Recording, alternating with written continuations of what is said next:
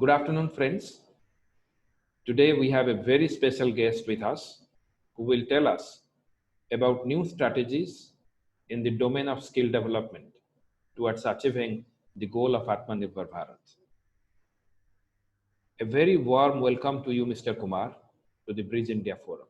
Before we begin this show, kindly allow me to introduce you to our audience. Praveen Kumar is an Indian Administrative Service Officer from 1987 batch of Tamil Nadu cadre. He is presently working as Secretary, Ministry of Skill Development and Entrepreneurship. Prior to this, he has handled various important positions in the state government as well as in the central government, where he was involved in policy formulation and implementation of various programs. Sri Praveen Kumar has done his BTech and MTech in metallurgy from IIT Kanpur. Apart from this, he holds postgraduate diplomas in business administration and public administration, as well as MPhil in social sciences. Again, a very warm welcome to you, sir. Good afternoon, sir. Good afternoon. In July 2015, the Honorable Prime Minister launched Skill India campaign with the aim of training over 40 crore people by 2022. We have covered 5 years since then. Kindly share a glimpse of major achievements. What are the major challenges that need to be addressed? Could you also elaborate on the learnings as well? Yeah, sure. See, last 5 years, because of the Honorable Prime Minister's initiative, skilling has come to the center place of policy formulations. Earlier, and in the minds of the people, earlier skilling was something which was being done in ITIs, and most of the people were not aware that this is also a specific area of learning. But what has happened last 5 years, we have seen an expansion of the ecosystem, like anything, whether it's a long-term ecosystem, short-term ecosystem. In the long term, the ITIs have gone up from 12,000 in 2014 to almost 15,000, and seats have gone up from 18 lakh to 24 lakh. Short-term training system has seen a major revolution. Almost 8,000 training providers have come in. 37 sector skill councils, which mediates between the training part and the industry. And model short-term training centers in each district have come up. Then other thing which has come is what has happened earlier, the districts were not so much clued into the skilling part. Like you see rural development, you see education, district has an infrastructure for implementing programs in the sector.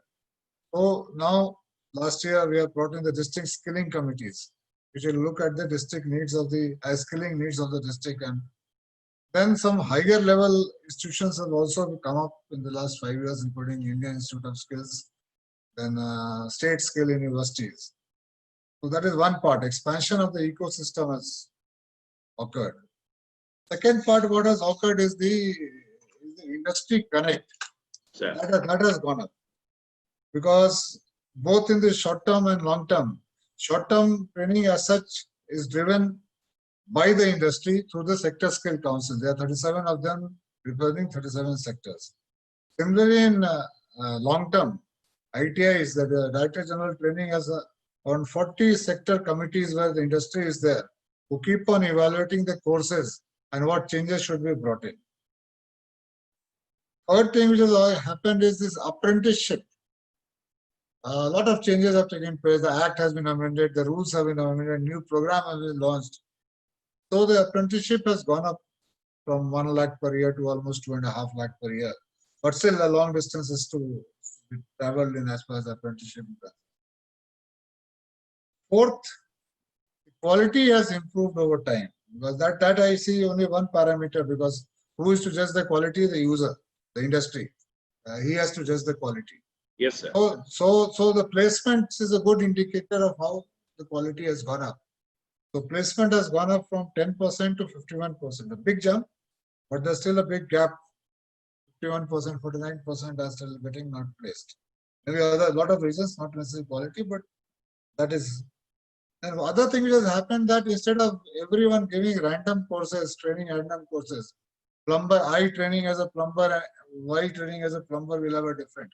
This national skill qualification framework has come, where common standards have been put all across the country. So anyone having this NSQF qualified course certificate, reasonably we can be assured that that person has these competencies all across the country. So anyone trained in Kerala can be hired in UP. Since we know that these are the competencies which they have got. Other thing, quality, one thing which we have brought is grading of ITIs and even the short-term training centers. Like you have NAAC accreditation for higher education. Similarly, ITIs now are being graded. 5,000 have already been graded. Balance will be over by the end of this year. Similarly, short-term training centers are graded in terms of stars, 5-star, 4-star, 3-star, that kind of a rating is given. The new thing which has again come is a incipient regulatory structure has come. In terms of, we have a NCVT has been formed, National Council of Vocational Education and Training is a uniform regulator for the skilling sector. It is the first year itself, it's first year of it is still building the guidelines and all that, and I'm sure within 1 or 2 years, its impact will be visible. Then one of the drawbacks always we say that skilling is aspirational. It's not aspirational. Neither Mr. Dash, you nor others will like the children to take up a skill-related work after they finish the 10th or 12th. We like them to go to IIT, engineering, medical, I mean new areas, management, Yes, etc. yes. But skilling no one wants to take up because, and I always say that BPO worker may be getting a less salary, less payments compared to a Uber driver, but in the social scale he thinks he is superior to the driver. I work in a call center, I am superior to a driver. So one challenge is there to make it aspirational. We have made a lot of attempts towards that, though not successful. One thing we have done, we have in ITIs, we have said like universities have convocations, like ITIs have convocations. So last year, 3,000 ITIs had convocation, but this year, unfortunately, because of COVID, this thing could not take place. Then we are trying to bring in academic equivalence that with the formal education. So we are tied up with NIUS, and you got 10th class and you pass 2 subjects of NIUS, you will get a 10th certificate. And if you are ITI after 10th, 2 years ITI you have done, you get 2 subjects, language and 1 more subject. Then you will get a 12th certificate. That person now can aspire to do scaling and still get 12th certificate. So that thing is there. Now, similar to Teachers Award, we have brought in Kaushal Charya Award, so that scaling instructors are also honored. Last year, first time we did, this time again we will be done. And other thing we are trying to do is benchmark our qualification with international.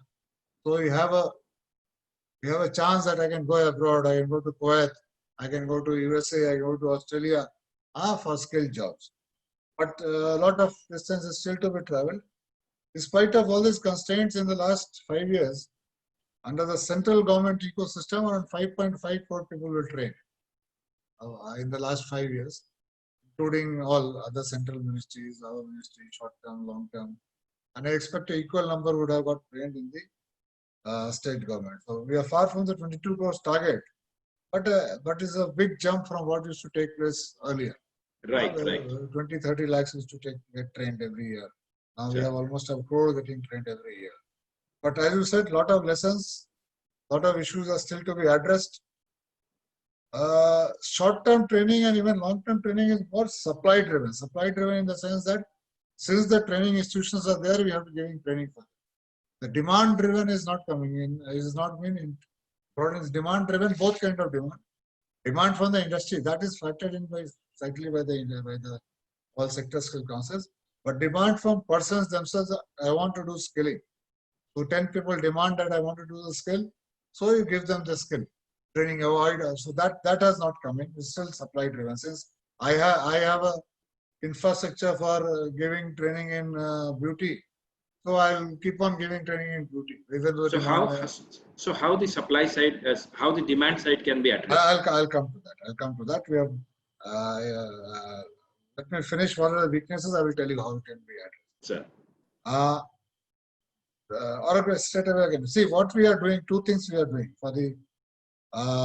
We are now switching from the top-driven planning and short-term system to a bottom-up planning, where district will prepare the plan. District will prepare a list of people who want to get skilled based on various job roles in the district, in the state, in the nation. That will be available. And we are bringing an app also, perhaps in a month. I want to skill myself. You can go to the app. You can test yourself, your aptitude. There will be a psychometric test also. And you will find out what are the training facilities available around you. Okay. And you can say, demand, I want to get trained in this area.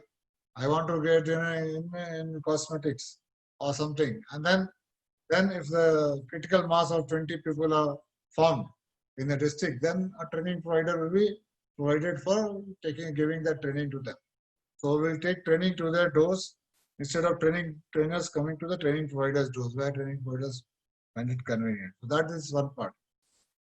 Other problem is while skilling sector is changing fast, we are not able to capture the changes because industry is not so much flagging the changes in time. Because of, I think one reason may be that while we have the sector skill councils which are supposed to represent the industry, they might not be so interacting with the industry which they are representing. Only. So we have asked the sector skill councils to have a regular quarterly. Now with this COVID, the benefit of COVID which has given us is this kind of a webinar kind of meetings where the cost is minimal and you can always talk to a large number of people. So so let them interact, have sessions with at least once a 6 months or something with the industry. So no one has to come, no one has no expenses, no convention, all has to be hired. So they can interact, and that will give a more real feedback what kind of thing can come. Then there is a lot of information asymmetry, both in terms of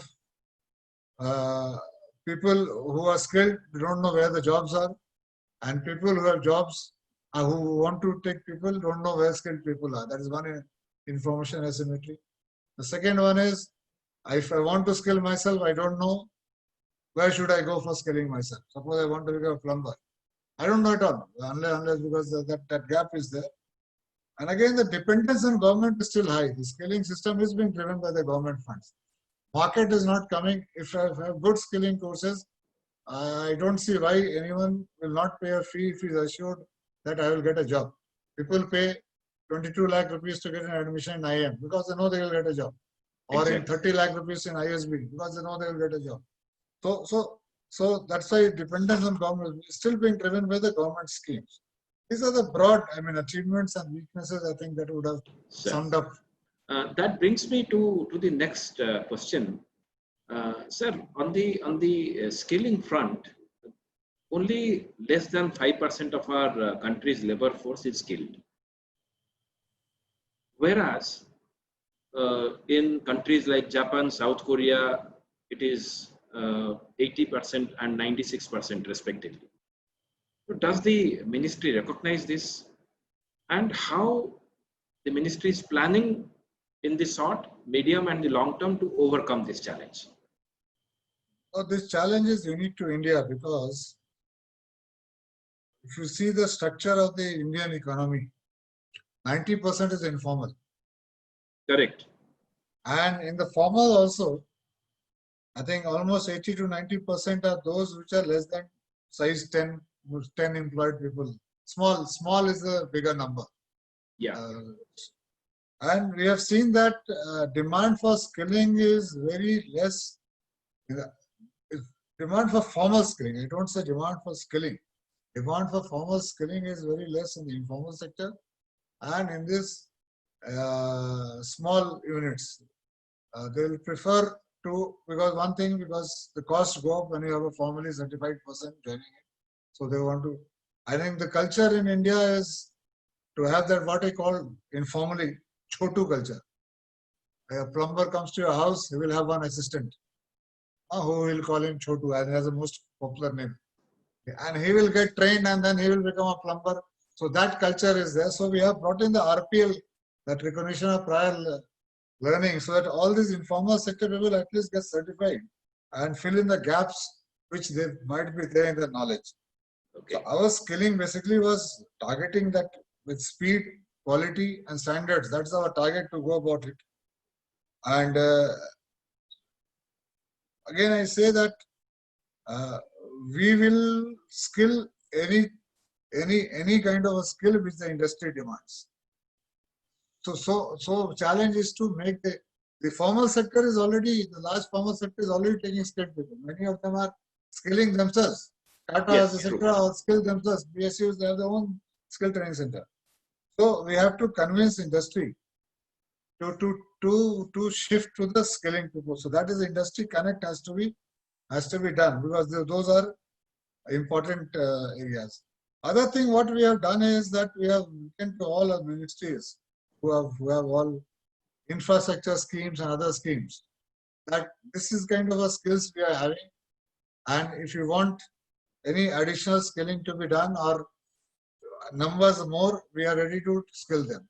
Another, we have also requested Invest India and others that when you are canvassing new investments to the country, you can also get a sense what kind of skills are required, so that we are able to skill people as soon as the first money is poured in by the investor.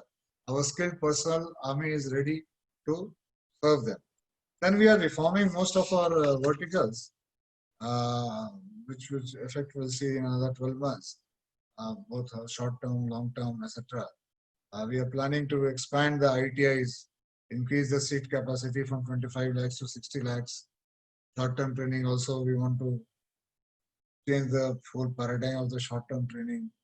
All these things have been done. Our target said we should reach at least 50% should be skilled personnel in the system. NEP, the new education policy, is also will help us in bringing skilling as a important component in regular education, vocational education, where everyone gets oriented towards vocational education. While so by the time another 10-20 years, the acceptability of vocational education will be very high. So since the NEP has now come into place, is there any attempt from the ministry to link NEP's parameters and goals, standards with the NSQF? No, what we have suggested both to school department and higher education department, that from 9th to 12th, one vocational course may be made compulsory, and the vocational course, the school need not set up the infrastructure for that. You don't have to spend money. We'll tie up with our short-term training infrastructure or ITIs. So school children can be brought once a day to the ITI, where they will get the vocational skills and then go back. So everyone can be trained without with using the all this training will be as per the now also the optional vocational education which is there in the school. They are all NSQF approved. They are for 9th, 10th, 11th, 12th, the optional courses which are there, and 11th and 12th, sorry. They are NSQF approved. So other thing in higher education, what we are suggesting, that while a person is doing a non-professional course, BA, BCom, BSc. Yeah. So there is a choice-based credit system. So under the choice-based credit system, some of the credits can be taken through skilling, and they should allow a dual certificate. I have written to UGC on that. Allow a dual certificate. They can get the BA degree or BSc degree, and by the time they finish the 3 years, they will also get a skilling certificate. Which sure. If they are not able to utilize the BA degree for employment, they can use the skilling degree for employment. So that so sir, the NEP is talking about skill labs. So what you are talking about, that the children will be brought to local ITIs or other already available skilling infrastructure, so that no new infrastructure is required. And over time it will be required, but initially we can start with that straight away. Straight away we can start with that. And the ITI skilling system is much small compared to a education system. There are more than 1.5 lakh schools, and exactly. Our ITI is 1,500, and training centers around 8,000. So eventually expansion will have to take place. you joined if I'm correct, you joined the ministry in December last year, and December there 31st. More truly it should be January 1st. Yeah. exactly. So barely, in one and a half months time, you had this COVID, or maximum 2 months time you had this Yeah, yeah, COVID. yeah. So you must have come with a lot of plans, new focuses, to implement the new skill development programs. So what happened actually? What are the lessons of COVID-19, and how would the ministry now realign skill building to deal with an unprecedented pandemic like this? See, COVID has impacted the market itself quite a lot. So, Like you see, some of the sectors, the demand has gone down. Some sectors, demand has gone up, maybe health, pharmaceuticals, etc., even agriculture. So some sectors have got impacted, others have improved. Other thing which has taken place is that the job market itself has changed quite a lot. In that, you see this impact, like I expect that even after COVID impact goes away, some of the impact will remain. Like say, yeah, they say hospitality. Now the earlier there used to be meetings, everyone used to come, book a hotel room, or meeting room, seminar room, convention hall. I think that will occur only extreme cases. Now this kind of a virtual conferences will go up like anything. okay, sir. IT sector has developed, communication system sector has developed, because these things will become more important. So we have to now reorient our skilling to meet the needs, the new needs. That's why I always say skilling has to be very dynamic. The industry industry queues has to come fast, and we have to change fast. So our basic principle will be that we will give skilling in the area where demand is, wherever demand is, short-term training or long-term training. We are developing an AI-based model where the demand prediction will be much better and more dynamic. Now what we do a 2 years, once in 2 years skill gap study, which is more of a theoretical study. This is based on real-time data, based on how much employment, what skills, investments, and other parameters, and so that it can keep on. So the work is going on. And again, and as I said earlier, that portal I want to skill myself. That will be made applicable so everyone can decide what kind of skills, and people have sometimes I feel are better just to know what are the demands in the system, and so we'll be able to get a fair idea that what. So that reorientation will take place. Other thing which will take place is that COVID has told us that this social distancing and etc. Will shift slowly to a blended learning mode. Okay. We can't have 100% online because skilling by definition is working with hands. So we have to have you can have a maximum online, virtual reality, everything you can have, but finally you have to work with hands. Exactly. So many training programs will shift to blended learning. In ITI already in the coming academic year, that is 2021, 6 courses covering 75% of the student population will be blended learning. Okay. In the short-term training also, 40 courses have been identified. And because only problem in short-term training and skilling that online learning is, you see our clientele. Who is our clientele? He is the weakest of the weakest sections of the society. Those who have dropped out from schools, those who have not come to the colleges.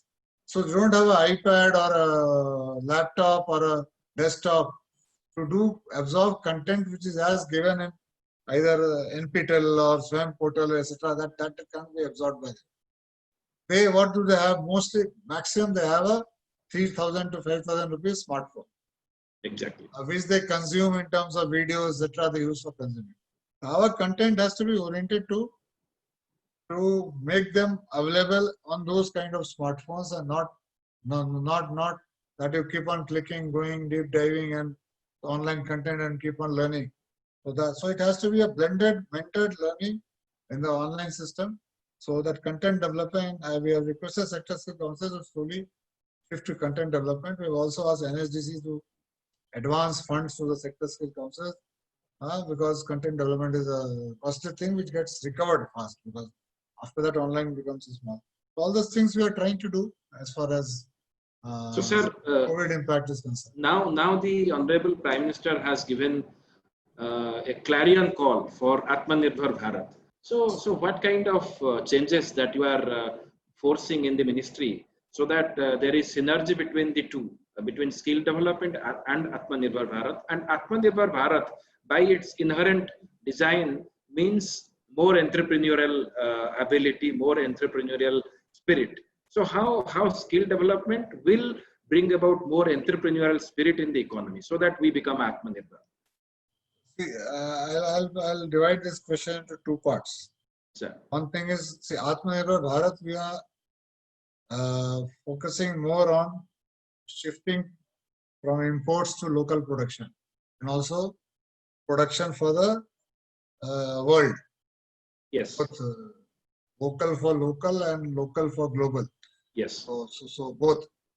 So for the first part, where our endeavor will be to ensure that the Atmanirbhar Bharat does not get derailed due to lack of skilled person. We will ensure that skilled personnel are available for any venture which is coming in as part of the, not part of the, our endeavor to become the manufacturing capital of the world, manufacturing supplier of the world. So that's why we are tying up with the other ministries who are working and for substitution, like for telecom, who are working for bringing in. So whatever skilled person required, will be giving the training. Suppose we want to have local telecom manufacturers. So what skills we want, industry wants. So suppose highways or railways, signaling, what kind of skills we want, will be providing for the same. For the production which is going to come in. Second part is the entrepreneurship. Now that is a very important point.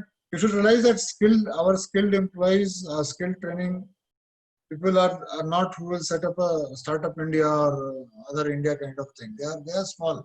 They will set up a small beauty parlor, or they will set up a small grocery shop, or they will set up this thing.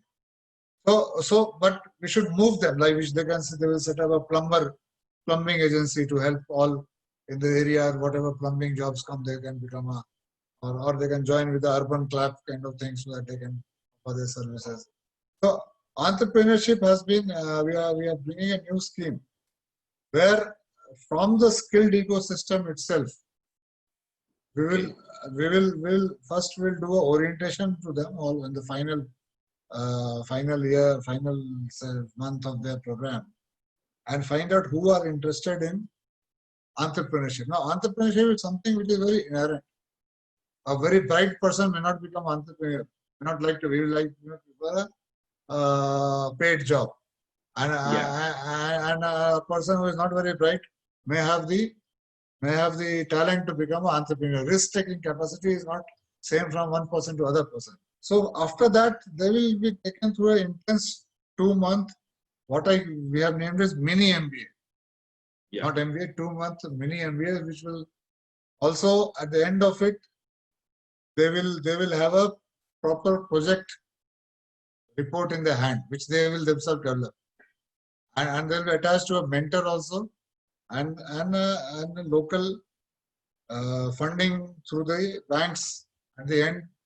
So they have a project report, they have a mentor, and we expect to create around 5 lakh entrepreneurs based on this for the local kind of thing. And it can be anyone, it can be a Golgappa wala who wants to go up the value chain, create a you foresee the emergence of a new ecosystem where all these dots are connected. Yeah, all these people who will start giving jobs instead of searching for jobs. They'll themselves be a businessman, and they will employ 2-3 people more. So that has a multiplier effect also.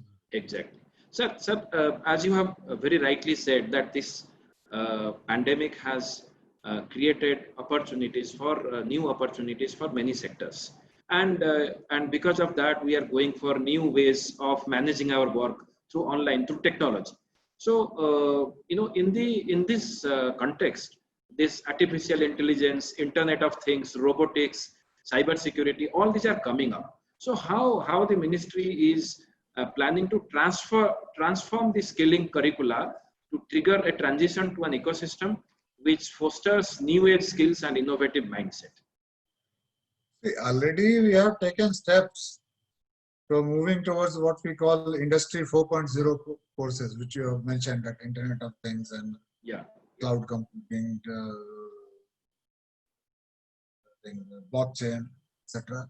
Yes. So see, ITI have in around 100 ITIs, there are 11 IR 4.0 courses which are being given now itself, like Internet of Things, geoinformatics, drone pilot are being given in ITI itself.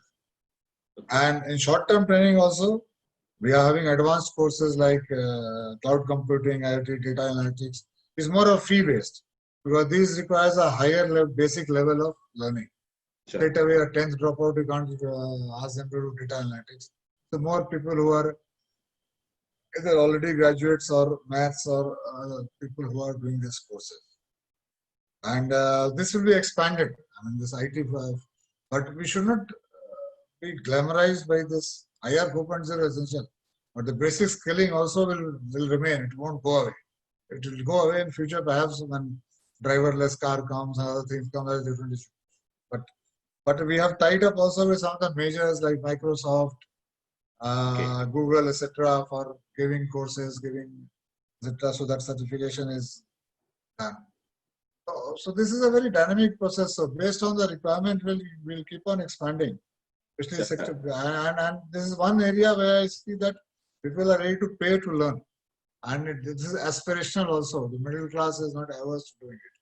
So it will be one component of our skilling.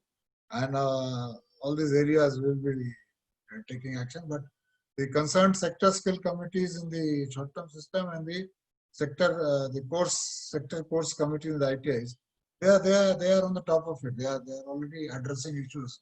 And based on that only, so many courses have been introduced, even without COVID coming in, even before that. Thank you, sir, for giving us your valuable time for this interview. So friends, we had a very productive discussion today with Sri Praveen Kumar, Secretary to Government of India.